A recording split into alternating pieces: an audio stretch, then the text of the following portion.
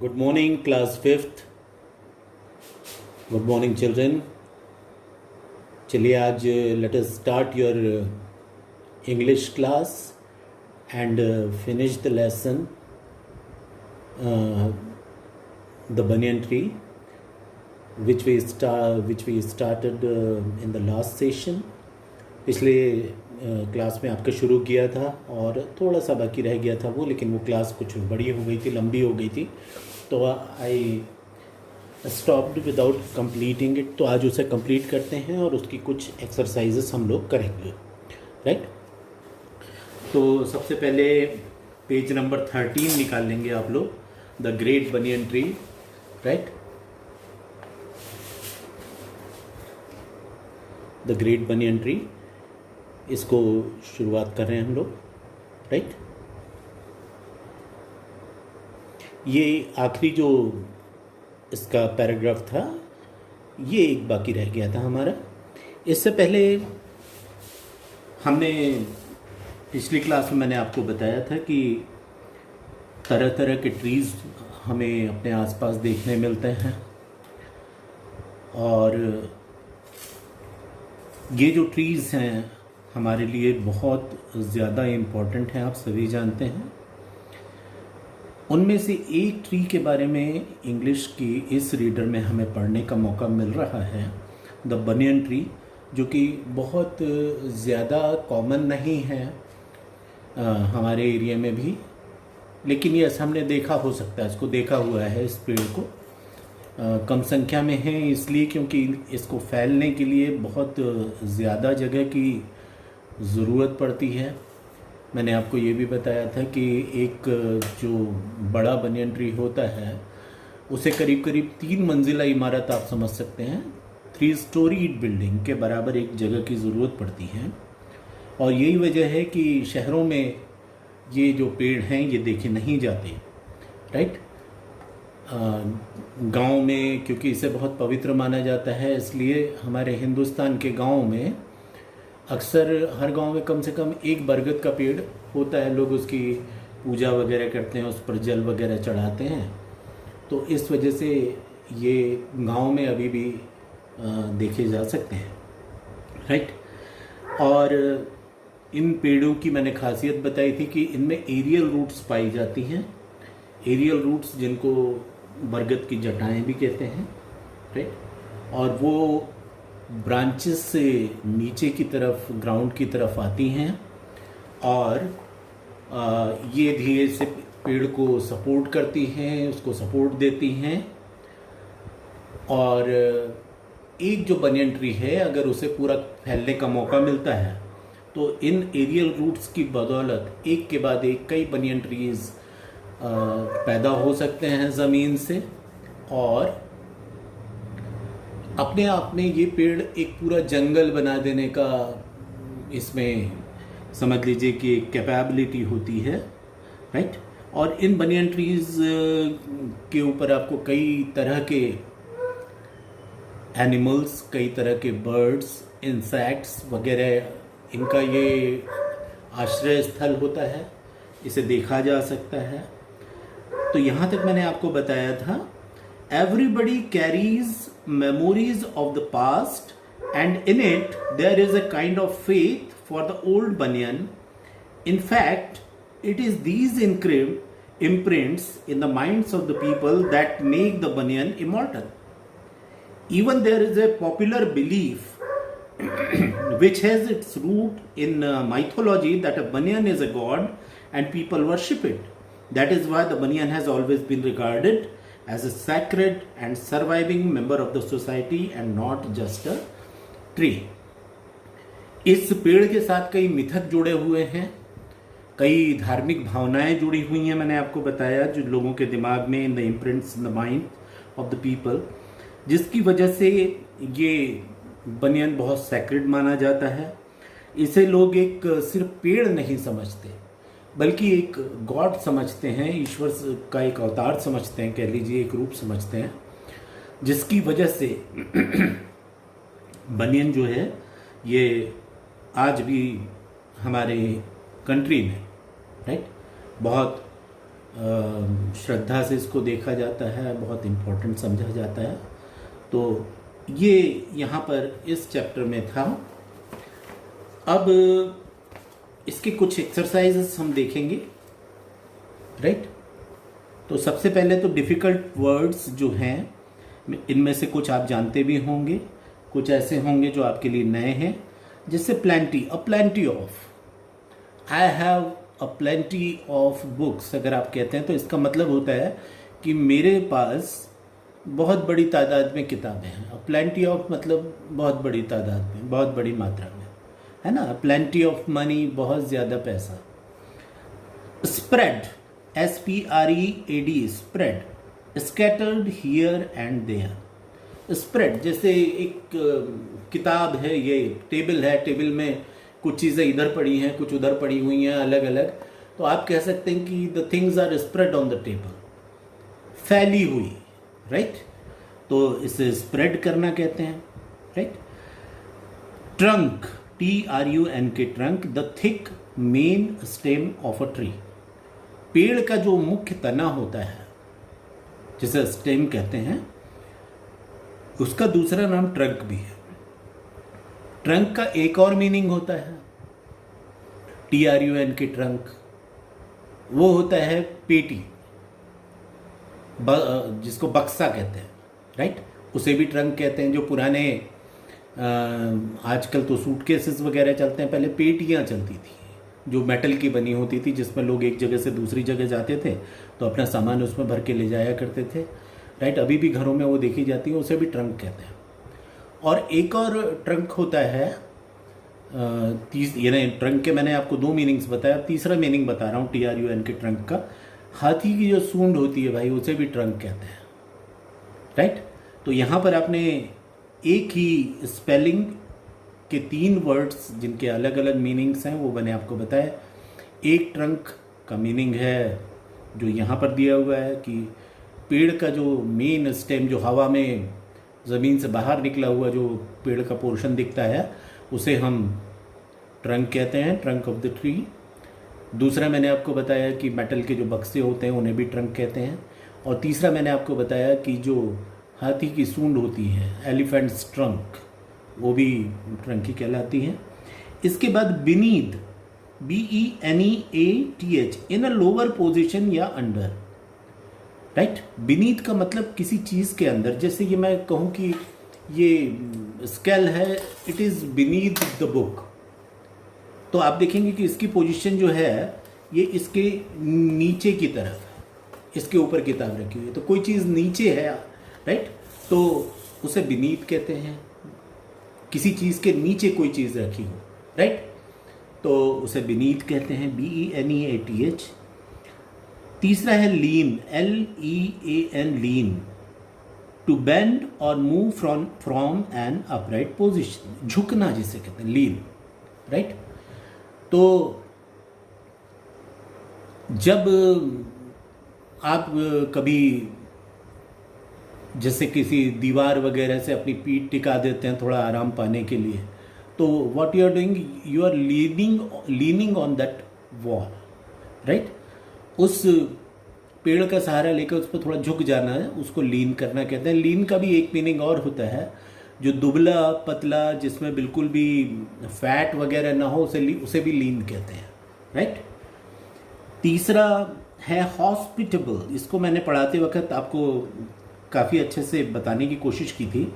यहाँ पर जो मीनिंग आपके दिया है, प्लीज्ड टू वेलकम गेस्ट्स, मतलब मेहमानों का स्वागत करने में जिसको प्रसन्नता होती है, राइट, उसे हॉस्पिटेबल कहते हैं, राइट। आपके घर में कोई भी मेहमान आए और आप उसका स्वागत करते हुए खुश होते हैं तो you are a hospitable person. Tenants, a person who pays rent for the use of a room, जो भी किराएदार, जिसे हम हिंदी में कहते हैं किराएदार, कि वो मकान का एक रूम या मकान या उसका एक कोई पोर्शन किसी से रहने के लिए ले, इस्तेमाल करने के लिए ले, और उसके बदले में उसे कुछ रुपया दे, तो ऐसा व्यक्ति टेनेंट कहलाता है। और जिसका वो मकान होता है, जिसको मकान मालिक या मालिक मकान कहते हैं, उसके लिए अंग्रेजी में शब्द होता है लैंडलॉर्ड। लैंडलॉर्ड मतलब वही जो हम जमींदार के लिए यूज करते थे, पहले के जमाने में जमींदार हुआ करते थे, राइट। तो अब तो जमींदार होते नहीं हैं, तो अभी जो मकान मालिक होते हैं, जिनके मकान अपने खुद के हैं, राइट, वो लैंडलॉर्ड्स कहलाते हैं। और वो जिन्हें उसको कुछ रुपया लेकर अपने मकान का एक हिस्सा या एक पूरा मकान किसी को रहने के लिए दे दें, तो उन लोगों को टेनेंट कहते हैं, राइट। इसके बाद है इम्प्रिंट। इम्प्रिंट मतलब किसी चीज़ को जैसे प्रिंट कर देना। जब फोटो वगैरह आप खिंचवाते हैं तो क्या होता है, वो आपकी जो इमेज होती है ना, उसको वो आपके सामने आ जाती है कैमरे वगैरह से, तो वो इम्प्रिंट हो जाती है। तो इम्प्रिंट का मतलब ही होता है इमेज, राइट। इमेज का मतलब होता है छवि, right. Immortal, which does not die. Immortal का मतलब हुआ अमर, जो मर ना सके, राइट, उसे इमॉर्टल कहते हैं। इसका अपोजिट होता है मॉर्टल, MORTAL, मॉर्टल। मॉर्टल मतलब हम सभी मॉर्टल हैं, कि जो भी पैदा होते हैं वो मरते भी हैं, right. One who is born will die, तो वी ऑल आर मॉर्टल। मगर कुछ ऐसी चीज़ें मानी जाती कि वो इमॉर्टल हैं, जो कभी खत्म नहीं होती, कभी मृत्यु नहीं आती, जिनको उन्हें इमॉर्टल कहते हैं। Sacred, consider to be holy, जिसे बहुत पवित्र माना जाता है। होली का ही HOLY, holy, holy means sacred, उसके लिए ही शब्द है ये, कि जो बहुत ज़्यादा पवित्र माना जाए उसे सैक्रेड कहते हैं या होली कहते हैं। Mythology, connected with myths. Myths का मतलब होता है कुछ मिथक या कुछ विश्वास जिनका कोई हमारे पास आधार हो या ना हो, हम विश्वास करते हैं कि ऐसा हुआ था। जी, ज़्यादातर जो धार्मिक भावनाएं हैं वो ऐसे ही श्रद्धा पर आधारित होती है, आस्था पर आधारित होती है, राइट। तो उन्हें माइथोलॉजी कहते हैं, उन्हें उस सब्जेक्ट को माइथोलॉजी कहते हैं कि जिसमें इन तमाम चीज़ों के बारे में हम स्टडी करते हैं। Mythology connected with myths. अब यहाँ पर यही जो चीज़ें हैं, इनको अगली एक्सरसाइज में आपसे कहा जा रहा है रीड एंड लर्न प्लेंटी। यानी करना ये है कि आपको जो मैं कह रहा हूँ उसके प्रोनाउंसिएशंस अच्छे से समझ रहे हैं कि कैसे बोला जाएगा इसे। Plenty, PLENTY, plenty. कंफर्टेबल का मतलब आप जानते हैं, आरामदायक। कंफर्टेबल मीन्स आरामदायक। इमॉर्टल, अभी हमने बात की, which does not die, immortal. Tenants, ये भी अभी बताया आपको, tenants. Sacred, SACRED, sacred. Imprint, IMPRINT, imprint. Enough, OUGH, इसका पूरा प्रोनाउंसिएशन जो होता है